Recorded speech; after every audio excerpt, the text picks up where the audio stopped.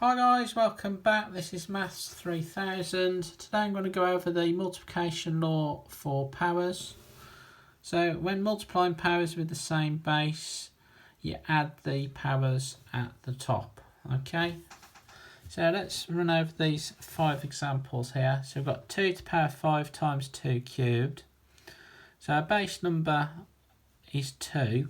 So we keep that the same as 2. Don't do anything with that number. And then since we're multiplying, we add the powers at the top. So it'll be 2 to the power 5 over 3, which is 2 to the power of 8. So next one is 7 to the power 9 times 7 to the power of 8. So again, keep the base number the same, and since we're multiplying, we add the powers at the top. So 9 add 8 is 17, so we get 7 to the power of 17. Let's move on to example 3. This time we've got to simplify 6 to the power of 8 times 6. Now if I have a number on its own, then the power on the 6 is 1. Okay, so we do 6 to the power of 8 plus 1.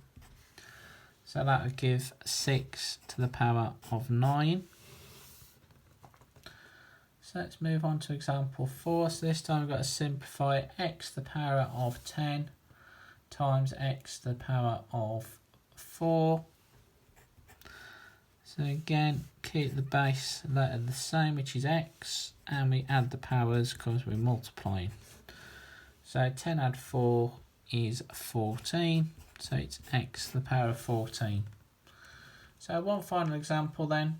So we've got to simplify 9 to the power 4 times 9 squared. So again, we've got a single number here, so let's just put a 1 as the power there. So this will be 9 to the power of 4 add 1 add 2, because we're multiplying the powers. So that gives us a final answer of 9 to the power of 7.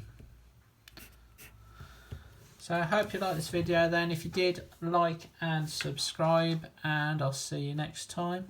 Bye bye.